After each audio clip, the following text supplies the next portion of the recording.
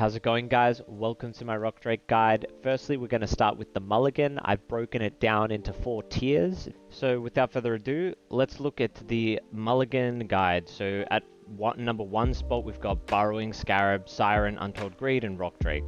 Quick special mention, this guide was made pre-Tide of Fate expansion, so it is missing one little key piece that could make your Rockdrake deck even better.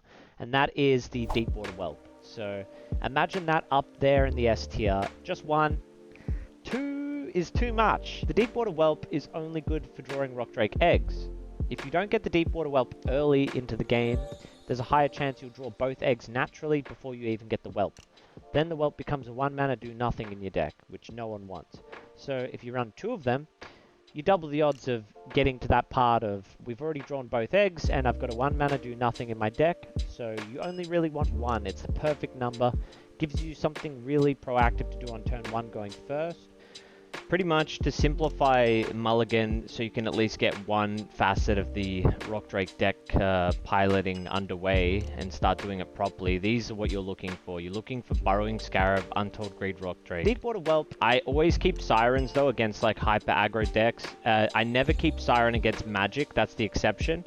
Any control deck, you do not keep Siren, right? So that should be like a little advice. So if you're against a Magic opponent, think about it. What are you sleeping? Like a Leyhorde Hatchling? Maybe they have 1. They don't play creatures. They just sling spells at your face, okay? Also, another little fun fact is Fleshbind Rockdrake is like the best thing against a Magic opponent because you're going to heal 6 health per Fleshbind on a Rockdrake because 6 health Fleshbind gives you 1 point of health per health the actual creature had, so it's 1-to-1 ratio.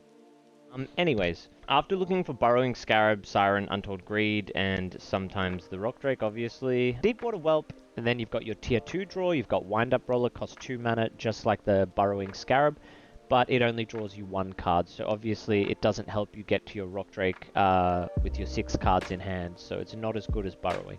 V-Rock is a 3 mana card for 2 draw, whereas Burrowing is 2 mana, otherwise V-Rock would be up in tier 1. Blight Bomb is a great removal early game so you don't die to strong kind of low mana cards that you can see become a problem like Eco.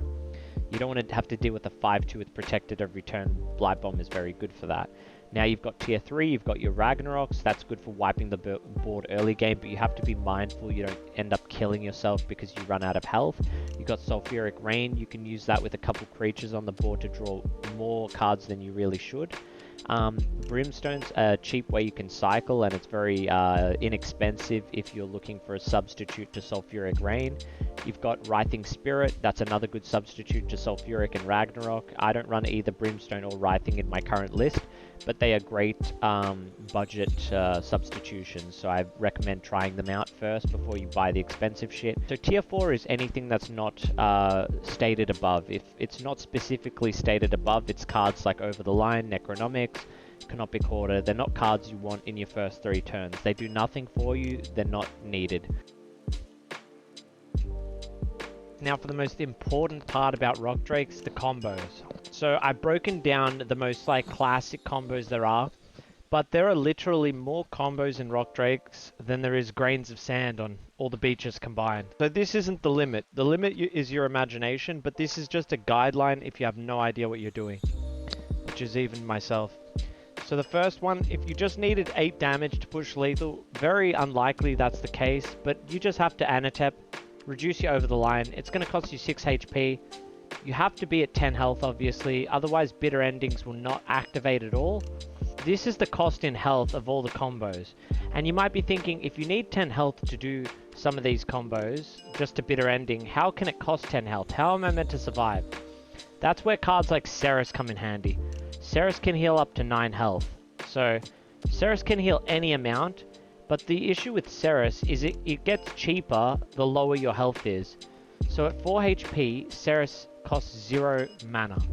And for every 1 HP higher than 4, Ceres costs equivalent mana. So let's say you had 5 HP.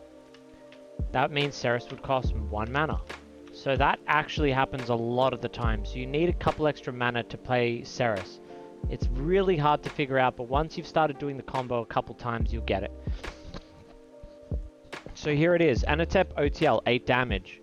Anatep, let's do it in the right order. So you're going to Anatep into OTL and then play Ceres. You're not going to do it the other way around. And then you've got Anatep, Anatep, OTL, that's 16, but that can't actually work, right? So here's the predicament. This line is a trap without something like Ceres. You're going to need Fleshbind. Fleshbind plus 1 HP board. This makes little to no sense, and it ruins the whole like aesthetic I had going. Alright, this is a disaster. I am very sleepy today. Okay, there's so much complexity already. I tried to make it simple. I'm sorry guys, it's not as simple as it seems. Anatep, Mimic, Ceres, OTL. So you've got the Anatep, and then with Anatep you reduce Mimic, and then you Mimic your Anatep, so you've got a third one. Or you just have to Mimic Anatep. If you see like Anatep Mimic, just assume the Mimic is another Anatep. You know what I mean? You're not going to copy Ceres because then you won't be able to reduce the cost of OTL. So it's Anatep, Mimic, and then you copy Anatep, and then you play Ceres, and then you reduce over the line with the copied Anatep. And that's 23 damage. That's a very, very reasonable line. This happens a lot of the time. Now this is the classic 31 damage line. This requires 2 bitter endings, 1 Mimic, Ceres, and an OTL. So you've got Anatep plus Mimic plus Ceres plus OTL. And you just keep reducing your bitter endings and your Mimics, and you play Ceres when you would otherwise die. Now to start this combo off, you need between 9 and 10 health. You can actually not do this combo if you have 7 health or less. So the only way this works is Anatep and Anatep. If you're going to reduce 2 Anateps or an Anatep and a Mimic in one turn, each Anatep slash bitter ending slash Mimic is going to cost you 4 health every time. So that means we have to take 14 HP in damage, right? Ceres can heal 9. 9, take away the 14, you're left with what, 5 health? So you still need to figure out where to get that from. And you start with 10, so you could say you're only needing 4 healing in the whole combo. But the reality is, you won't be able to get a 0 mana Ceres unless you've been able to reduce 2 Anateps in a row, which is negative 8 health, and that's going to put you from 10 to 2 health, and that means your Ceres is free. The issue is, if you try to do it any other way, is your Ceres is going to cost too much mana, and you're not going to have mana to actually play the whole combo out. If you've understood this so far, you're already 25% of the way to mastering this deck, so congratulations. A little pat on the back, and we'll move on to the actual piloting guide. We'll turn 1, so this is what we're looking for post Mulligan. So we want S tier is like we want Whelp, or Brimstone. You pretty much don't want to inflame self. Can sometimes inflame self though, let's say. So that's all I want to do turn 1. So if I do this, I can simplify the first 4 turns to where it's like literally ChatGPT can do it. So we've got tier 1 draw, tier 1 draw. We've got 2 mulligans. This is like tier 3 draw. Anything 3 and below goes. That's like tier 3, we get rid of it. Okay, that's too much of a good thing. So we can't do anything, we skip. So if you don't have Whelp, Brimstone, or Inflame, it's a skip, right? You just skip. That plays itself out. And then turn 2, the optimal turn 2, it's so simple. It's like all you can actually do is burrowing Scarab. I would say wind up's higher value. So wind up, or if you have Rockdrake, Untold, Scarab instead. That's it. That's your turn 2. That's all you'd ever do really, is wind up or Scarab. Very, very rare solo Drake to board. So yeah, I'd say wind up is actually the best turn 2 play going first. And the reason being is, see, he trades an archer into it and then a hero power. That's 2 mana of his turn. So he had to spend all his mana. If he had burrowing Scarab, if I had burrowing Scarab, he'd just swing with the enduring shield. So here you want to V-Rock, right? You don't want to sleep at 30 health. Like sleeping is situational. You only want to do it at like you know, 12 health, 14 health, 16, depending on the turn. If you're at like 14 health on turn 3, you sleep, but you're pretty much dead. Now we have no kind of V-Rock, we don't have wind-up, we don't have burrowing. The play is very simple here. It's just hero power. Like turn 3 play, turn 3 is where plays open up. So yeah, Rockdrake, Untold, yeah, slash Fleshbind, and then just draw. Just draw. Wind up, burrowing. That's it. Sometimes Siren Sleep if low HP, or cycling against control. Okay, he's got 2 on the board. I've got 26 health though, so I'm not worried about my health. Now I've got to count my cards, make sure I'm not overdrawing. So if I go Burrowing Sulfuric, I'll draw 3, and that's going to overdraw me. So pretty much, if you want to know if you'll overdraw, Burrowing is just +2. So if you have 8 cards, and you throw Burrowing down and draw it with it, you're going to draw 9, right? And overdraw. So it means that I have to play a Siren here, and we're going to get rid of the most expensive draw. Well, not the most expensive, but we're going to get rid of the draw that draws us the most, right? So this draws me 2, this draws me 1. And since we're going to be drawing 3 here, we don't want to overdraw. You could argue I could have kept the Untold Greed because we're not at 8 cards, we're at 7. But it's always good to keep your hand as empty as possible, right? So I guess turn 4 is where things get complicated. So turn 4 is like complicated, let's be real. Complicated as fuck. And it only gets worse after that. But turn 3 is very simple. And if you can just get those right, you'll start winning more games. Like, if you can get the Mulligan right, that's like a big part of it. If you can get turn 1, 2, and 3 right, like, you're just setting yourself up right.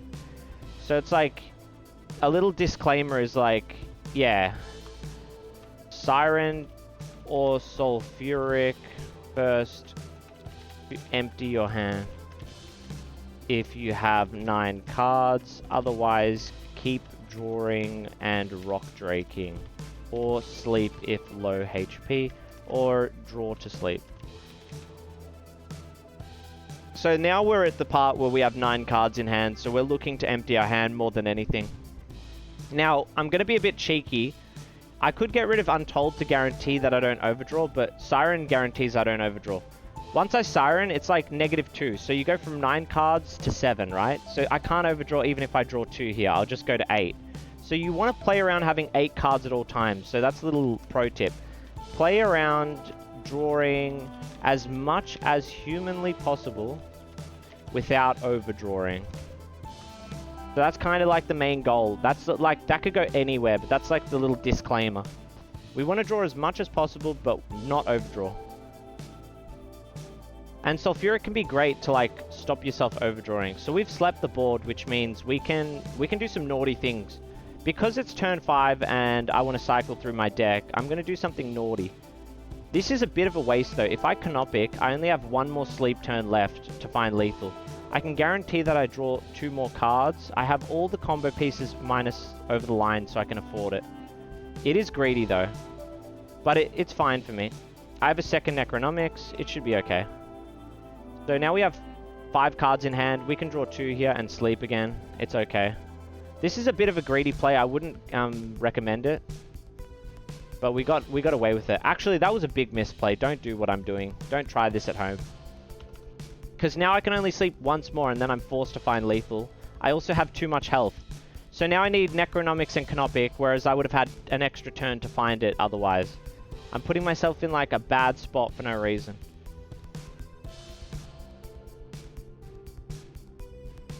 Now I can do some cheeky shit and let him attack my face and then Rockdrake Fleshbind, because I've got 2 Rockdrakes, so I'm going to find one eventually. Now, the alternative is I just sleep here and then I try and find my shit later. But we're going to overdraw. Although we have all our combo pieces, but if we lose our Necronomics, we lose the game. So I have a 3 in 10 chance of getting Necronomics, which keeps me alive, or I can just sleep and do it next turn. But I think I overdraw if I do this. And that's bad. Yeah, I could double sleep. They're just as bad as each other, really. Although at least this way, I can Burrowing to empty my hand and then draw more.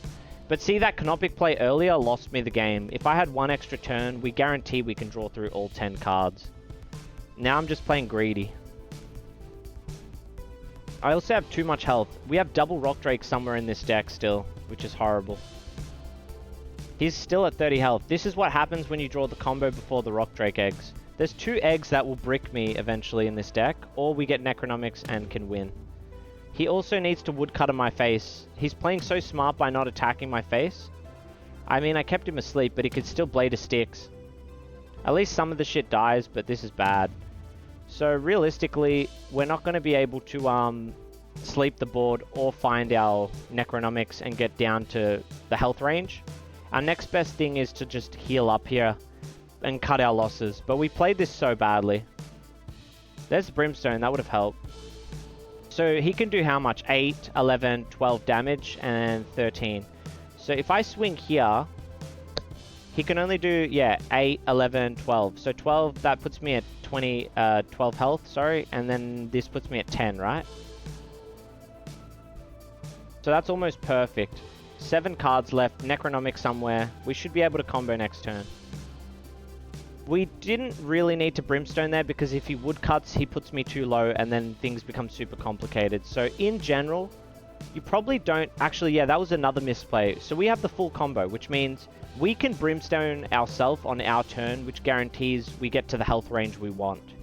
When you use your stuff prematurely, you're under the whim of the opponent. Like, he can get me exactly to 10, but if he woodcuts me down to 7... I can't do the triple bitter ending combo. He ruins the entire combo. Now, I can top deck Necronomics and do the Avatar of Death line, which is really good, but yeah. I'm like limiting my options with that earlier Brimstone.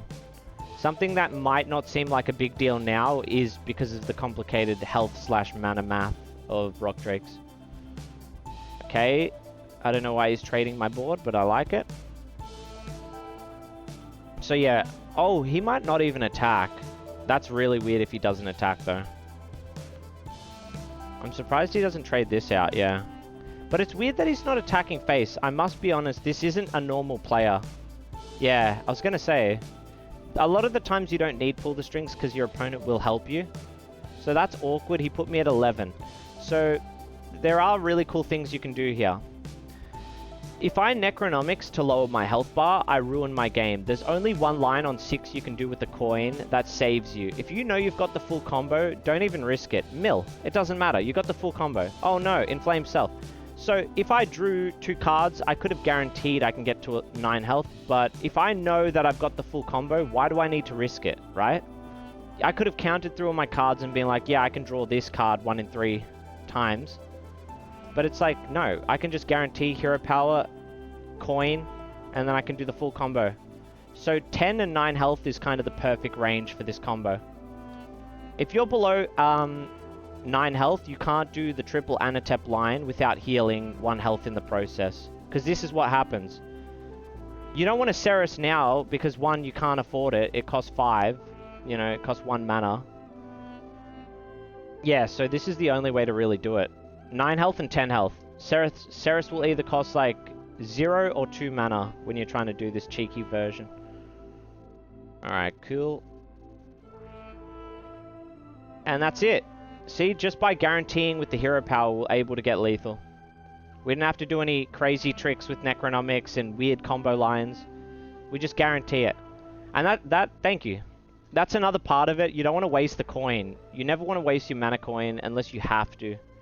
There's super rare circumstances that you can test and practice where you can do it to get an early Rockdrake against control decks, but usually you don't want to. Like, there's a lot of ways to sneak a lot of damage without the full combo, so it's, and Ceres as well is an extra 5 if you have that hiding around. So look out, because one thing I've noticed with this deck, the main thing between the good and the great players is like how quickly you can spot lethal. You'd be shocked at how quick lethal actually pops up most games and you don't realize. Like, even yesterday, I was playing really well, and H-Pain popped into my stream, and he's like, you had lethal last turn. And I was like, oh shit, yeah, I did. Like, it's very difficult, this deck, but it's very rewarding. I don't think there's a more rewarding deck that exists. So against Aggro Deception, you need Sulfuric Rain, big time. You need Siren Sulfuric, you can lose in like 3 turns against aggro deception, and drawing them, you know, combo pieces for them like Dark Knives and Assassin's Aim makes things a lot harder. Now you could argue burrowing could be good here because it's gonna draw me cards and find my sirens. A lot of the time you don't make it to turn 6 against aggro. But going first is a massive, massive, massive advantage. Now here's where it gets tricky. Do I want the trade or do I want the burrowing? I think I want the trade because this only stays hidden 1 turn. My play would completely change if he didn't play a hidden for 1 turn card. I can get a value trade if he doesn't trade 1 for 1. So I saved myself 3 damage this turn, right? By playing the wind up. That's why wind up's so good. Because 3 damage doesn't seem like much, but in the grand scheme, 5 turns, 3 damage per turn is 15 damage. Just 1 card over 5 turns will push 15 damage, right? Now here's another cool little line. I'm actually going to Untold Greed my own burrowing, because I don't want to make it soulless, because then I can't get it from the Void with Canopic. And also, it sets up Rockdrake Fleshbind. So next turn there's a high chance I can find Rockdrake, and then I can heal back 6 health. Yep, called it. So this is perfect. Inflame Self is the best against Aggro Deception and Sulfuric Rain. They're going to kill the hidden cats and the hidden cards very easily. So yeah, I'm going to Inflame. Against really aggro opponents, I actually like to Inflame and then heal. So you can get maximum healing, but we're already at 24, so it makes no difference. But for good measure, we should do it this way. Always start with the cheapest draw. This is a 3-mana draw, so yeah. I would usually Siren here, but because I have Rockdrake, I can heal 6 health.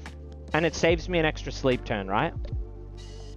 It saves me 1 sleep turn, and the sooner you get your Rockdrake egg, the sooner you can start attacking face with 6 damage Rockdrakes, right? So if he gets greedy and just goes face, which he's not because he's actually a good player. So he's not going face, which is really annoying, but that's okay. It stalls the game out for longer. So we have 9 cards. We have to play Siren here. We can't... We might get rid of Burrowing so we don't overdraw. Inflame's good too. I wonder if he'll swing face if I Inflame. Let's see what we get with this draw first. So we've got the Deepwater Whelp. That's good too. I could play Whelp and Inflame. It's a very weird line, but it guarantees that we're fine. We have so much health because of the Rockdrake, we should be okay. And you'll probably see why Whelp is shit. Watch. He will probably draw the egg before the Whelp dies. There's like nothing to trade it into other than this, which you can hide. Now, the scariest thing that can happen here is barrels, right? They're what scare me the most, because that's 6 damage that I'm guaranteed to take. He can overdraw me too, that is true. So that's a smart play as well, Fearless. And he's going for it, but it saves me 3 health. And I don't need the full combo to beat this guy. And it also guarantees I can Rockdrake Fleshbind now, which is great for me. So it's not the smartest plan for him to do, because it guarantees I can go another turn without sleeping. Although maybe not. Eco is scary. Why isn't he attacking with the 6-3 because of the Inflame? We lost the most important thing, of course. Get punished. I'm being a bit greedy, but it's okay. I can trade board here. We'll see. I might want a Sulfuric. Sulfuric would be so nice. Okay, even better. So now I can just win the game without even trying. We don't need the Untold Greeds really or anything, but we should keep them just in case. Maybe I should have Untold Greeded to keep the coin. Coin's important. I'm thinking I can win this very simply with just Rockdrake, Canopic, Rockdrake, Canopic. Now, even if he barrels the board, it doesn't matter. I'll still be able to play the Canopic. And then push 9 damage a turn. Stone Skin is annoying. And I can always Necronomics over the line, Necronomics sort of thing as well. Or double egg, Necronomics over the line. But I need to wait till 7. Now the barrels is the only thing that can stop me. It's his best chance. Anything else is pretty much pointless. Cutthroat is actually really good. I didn't think of Cutthroat. Most aggro deception don't run Cutthroat. It's a very weird pick. So whatever he does, it doesn't really matter.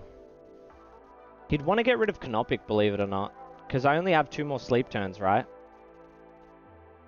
Canopic is actually kind of the bread and butter play. Or did he get rid of over the line? It's almost like he's stream sniping. I don't think anyone would get rid of Canopic there unless they knew. That's very sus. Oh no, we have more sleep turns. That's not the right play. I thought we had double Siren in the Void, lol. Yeah, this is fine. So then we just sleep, draw. We could also draw 2 cards and then guarantee we get to the second Canopic as well. But realistically, we have a 3rd sleep turn with Siren. So we're guaranteed to get to the end of our deck anyway. We can also Hero Power next turn. That's not a good play really because... Oh wow, that's cool. We can get another Siren and pop that again with Sulfuric. Double Stone Skin on the same card. That's a misplay, by the way. Oh no, it was gonna die, right? Okay, that's not horrible. But I get to swing the 2/6 here. Okay, so we could have pushed more damage, maybe. What do we get back? An egg. Okay, egg's kind of sus.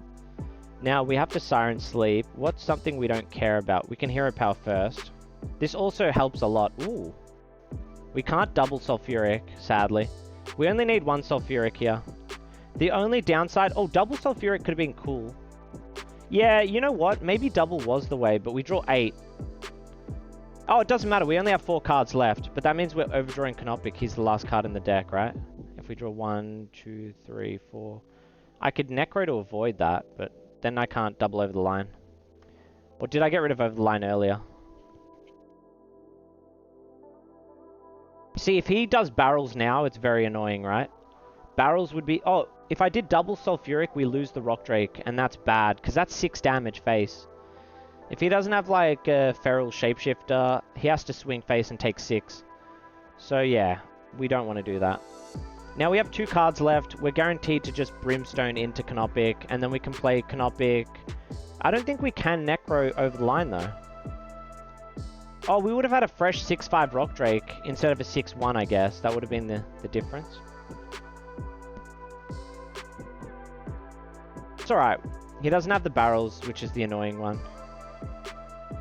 Oh, he didn't trade the 6/1. That's a misplay, by the way. You always want to, even if he swung face, because this does 12 damage, right?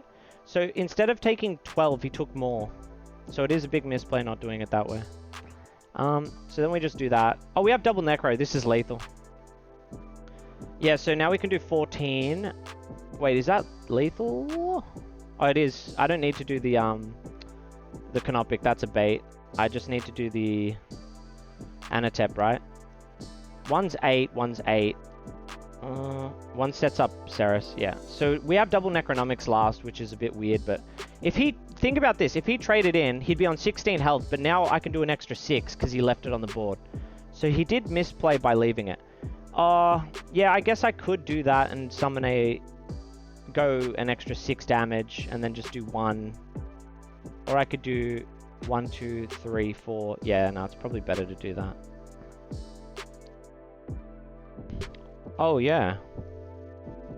Yeah, GG's. So then we reduce that. Yeah, so if he traded there, I don't know if I'd have lethal, but probably it's fine. We have 3 mana, we play that now. GG. The barrels is the only thing that wins there. It is very weird. Feels silly taking face damage, but if you leave something on the board, times it by 2. It's a multiplier, right? Whatever creature's left on the board against a Rockdrake, you times it by 2 around turn 6, right? So you never ever want to leave creatures on the board. That's why I aggressively tell people you have to trade the board against Rockdrakes. Okay, this sucks. Oh, we're versing the Green Dream too. We've got this in hand, but he has Dearly Departed, so this is the scariest thing. Even though I like keeping Ceres, you can't against Dearly Departed. You can't keep Friendly Mimic. I have to make sure I've got the least useful cards for him to destroy. I might even just draw it back. That's annoying if he has Spellworm, but it's okay. So the only way you win against Control Nature is if you can tempo out Wind Up early, and then Rockdrake next turn. You need Rockdrakes ASAP. This is where the Deepwater Whelp comes in handy. I wish I could push Ceres away. He's going to be useless. You can do a cheeky Ceres line on turn 6. That's a perfect answer to my Ceres. I can't do much against it. I could Hero Power here to guarantee I can go lower quicker. It might not be horrible. I need to take 4 damage, right? Fleshbind is not a thing I want to do, unless I have a Rockdrake, really. We need this Rockdrake egg so bad. It's only a matter of time till he dearly departs me. Oh well. Create is going to brick his hand. I don't think you want to run... You don't want to play Create usually. But he's got Blood in the Water, so it makes sense. He's playing Blood in the Water there. We got the egg, but it just gets destroyed by the 4 attack guy. It doesn't matter. We're going to do it anyway. We're very lucky to get the egg early. If we can get another whelp or egg, it's huge. I might have to Canopic single egg, but if he has Blood in the Water, he counters it. He'll just trade the blood into 2 creatures. The 4-2 is actually shit here because he can't... Oh, he can actually sip it. So he high rolled sip, but he misses, which is so good for me. Him missing there is actually so bad for him. It's crazy. Like, I'm not kidding. Very unfortunate to play. Do we have Overdraw in the Void? No. I could get really weird and play triple. But yeah. Him missing is so bad. He takes 6 damage and he helps me get to like my lethal combo on curve. So here's the really weird thing. I can actually play Ceres next turn and go down to 10 health with double Necro. So I'm like ready to go with bitter endings. I could even do like... no, I can't do a double over the line play yet.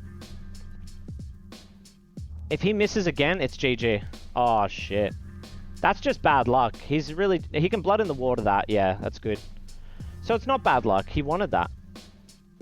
I guess he wanted that. We wanted Rockdrake. Oh, that's so OP. So this is just like insanely lucky. And then I think I can do this, right? Okay. And that's disgusting. There's no counterplay to this, I think. Look at that. He needs Blood in the Water surged next turn, and I don't think he has 2 surge, but he could. He could kill 2 of them. And it's a good play. I could also Ceres and go to 10 next turn. I can just tempo out Ceres. And that prevents him dilly departing it as well. Very strange play, but it works. I also can over the line, but then I can't coin over the line unless I had a second Necro, which I don't anymore.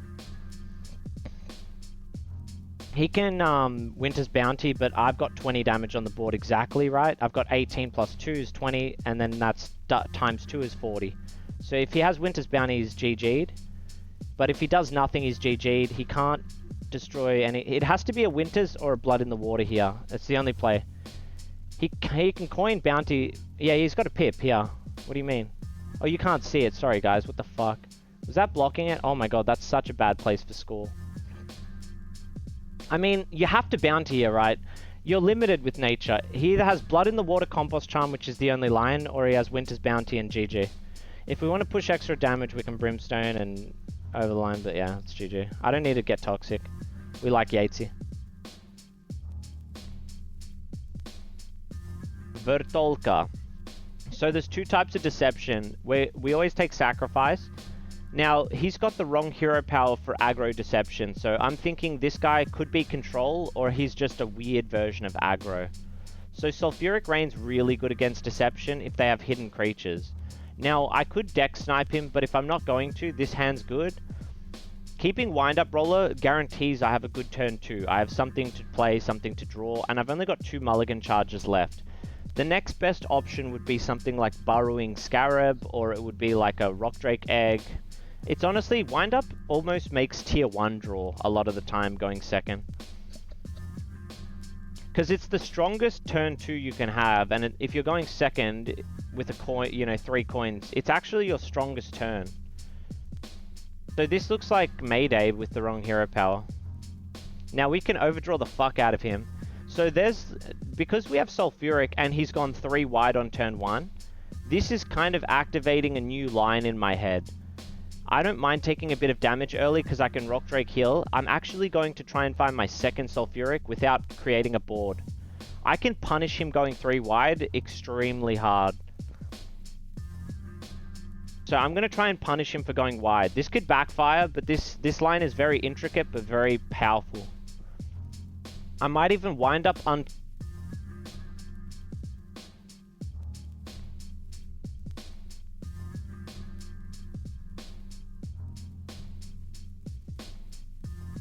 Okay, I want to do a Sulfuric double, a Siren double Sulfuric soon, but he's kind of playing... Yeah, oh, he's Candy Chaining, that's bad. So this is what I was worried about. So this is a counter deck. This isn't, I don't think this is Mayday, and if it is, it's some deck sniping version. Yeah, what I was trying to say earlier, yeah, I know, right? What a good day for the video. We've had, like, so many weird things. Okay, so he's definitely stream sniping, the way he's playing this. That's very unfortunate. So, my first advice for any Rockdrake player is don't stream your games if you want to have good games. Even H-Pain learned that lesson. H-Pain's decided no longer to stream his games. He's decided to become a YouTuber, which also helps avoid that issue.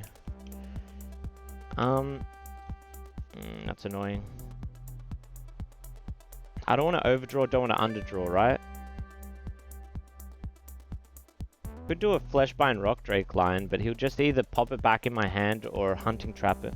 Here it gets tricky. So we have 9 cards in hand, so we have to play a Siren here. And if I draw 2, it should be okay.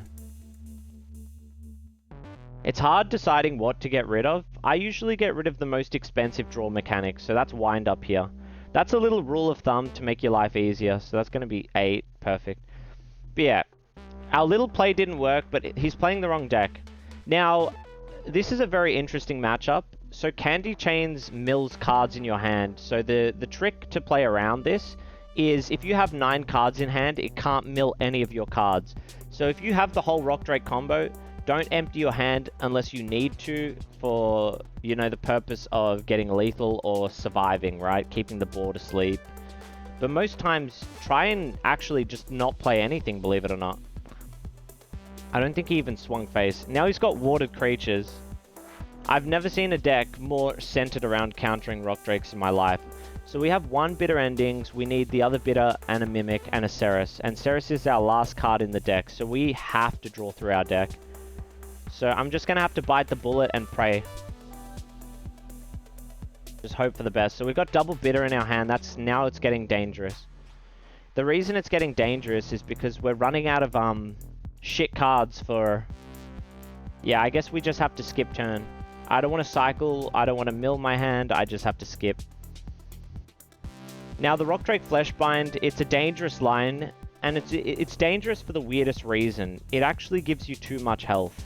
So you need to get to 10 health, and if you're healing 12 health a game, that's sometimes pushing you out of the range of lethal.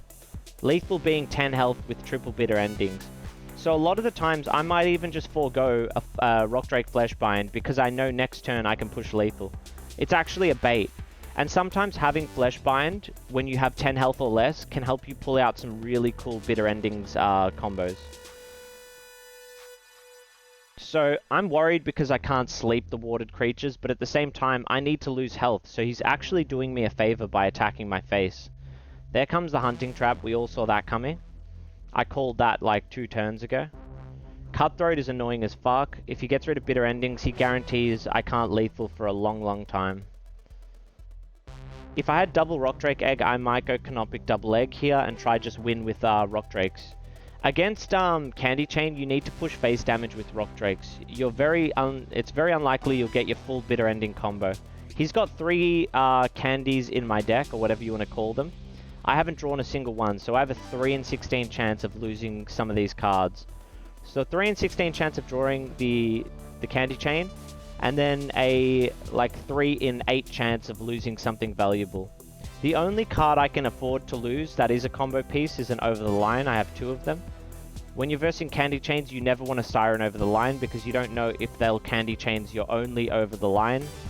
It's also scary. If I Burrowing here, I'm going to have more cards on the board than in my hand. Whereas if I Brimstone first and draw Candy Chain, it might eat my Burrowing first. So I kind of want to do just single turn draws. This guarantees I draw a Rockdrake Egg, so it's not horrible, but it also draws an extra card.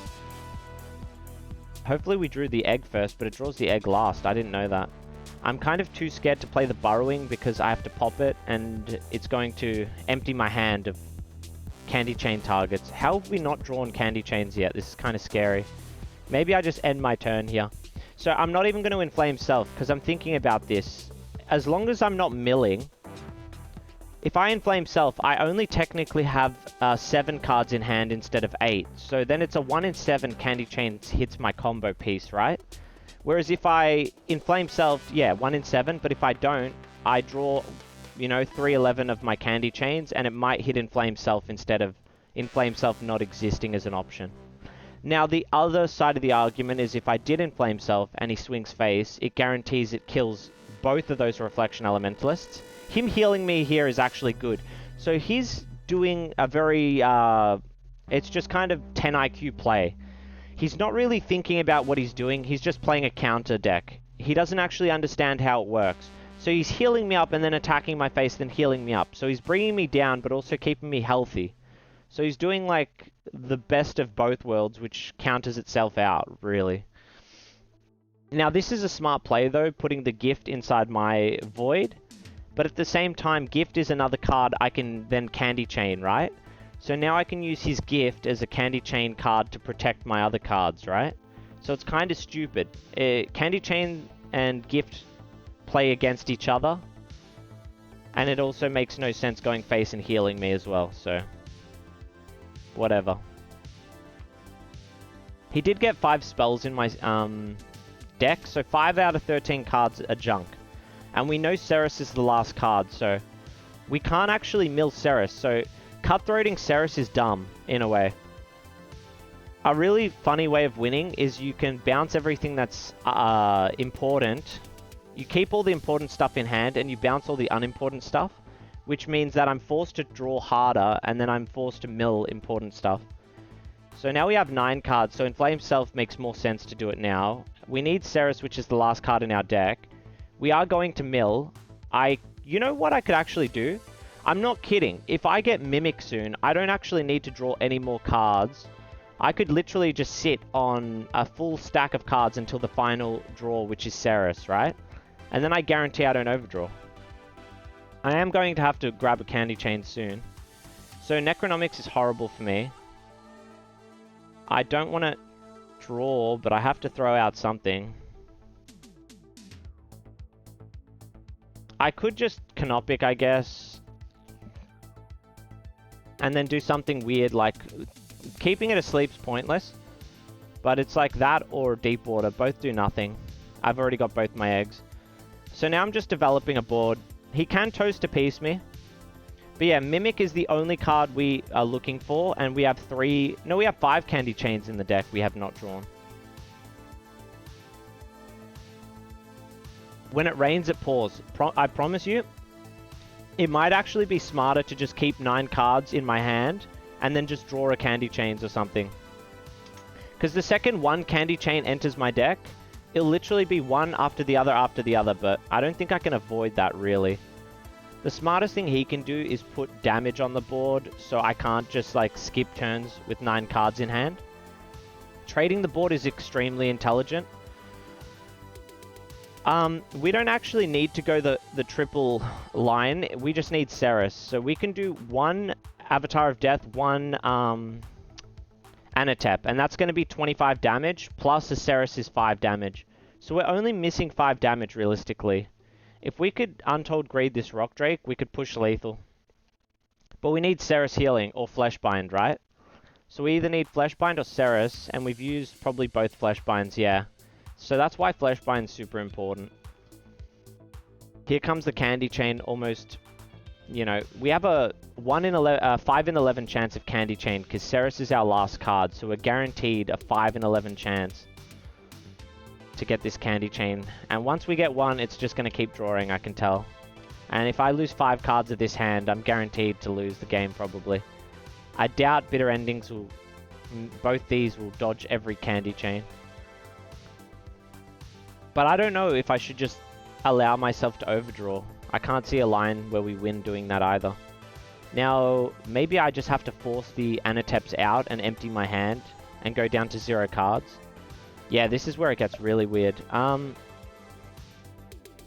So, now I can Necronomics, I can Harvest a line. So if I Necronomics Harvester... Necronomics Harvester. Okay, so yeah, that sucks because I have to... Yeah, I don't get mana to play with. So I Necronomics, I Harvester, Necronomics Harvester. I don't have mana to do anything. I could Rockdrake Untold and try and find extra damage that way. We're pretty much guaranteed to draw the candy chains now. Yeah, here we go. There goes my entire deck. We lost Burrowing, which is good. We lost everything, which is bad. We didn't lose Over the Line, which sucks. Over the Line, we could afford to lose. We have 6 cards left. Okay, we could Hero Power. That probably sucks. We took 2 candies, which means there's 3 more. So, fuck, this sucks. By Necro, Bitter Endings, Avatar. Oh, maybe there was a lethal line here. Holy shit, I'm starting to think if I Avatar of Death, Harvester... No, I run out of mana. Ooh. Wait a second.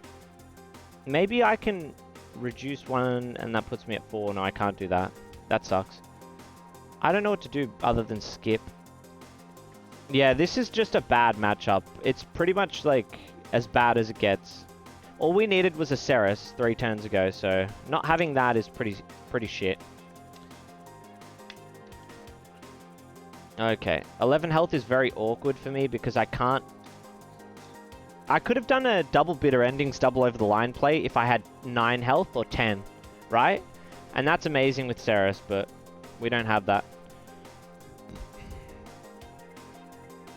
So he trades, that's a smart play. We pretty much have to do something next turn.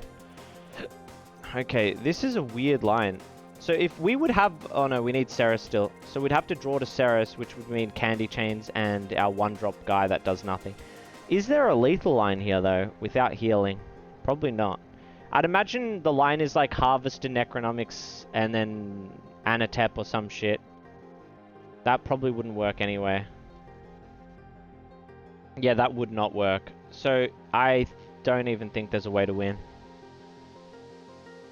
Oh, we got Ceres. I thought he was the last card in the deck. What the fuck? Okay, I think we can win this now. Could you imagine after he counterplays me this hard, he loses? So we Avatar of Death first. And then we Necronomics. Oh, no, we can't. We needed, Oh, wait, maybe this is an advanced maneuver. Holy shit. Oh, wait, I've never tried this line. Oh, no, it doesn't work because we need 1 extra mana. If we had coin, we could do it. Damn it. And then we could do that. And then we could do that. If we had 1 extra mana, it would work. But pretty much, we needed, what's it called? Bitter Endings. We didn't need Mimic. So Bitter Endings is the only way it works. So that would be 32 plus 5, 37. Yeah, we had the line, but we didn't have the line, if that makes sense. That sucks. Ah, well. So we're 1 mana off. Did I coin earlier by accident? Let's have a look at the mana it costs. Oh yeah, I had to Hero Power. That's what fucked it all up. So yeah, it would have been such an easy line if I had the extra 3 mana, right? We would have had Over the Line here. There actually might have been a better play with double Over the Line that I missed, right? Was there a double OTL line that I missed with Anatep? So we Anatep one of them, we Necronomics. That's 8 and 8 is 16 plus 5, 13, 26. I don't think so.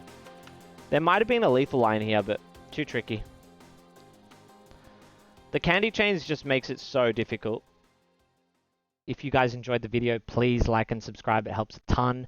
And yeah, just don't forget, just keep trying to improve at the deck and don't get too attached to winning the game.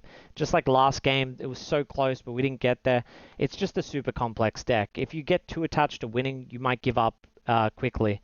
Try enjoy the process and enjoy getting better and better and just, yeah.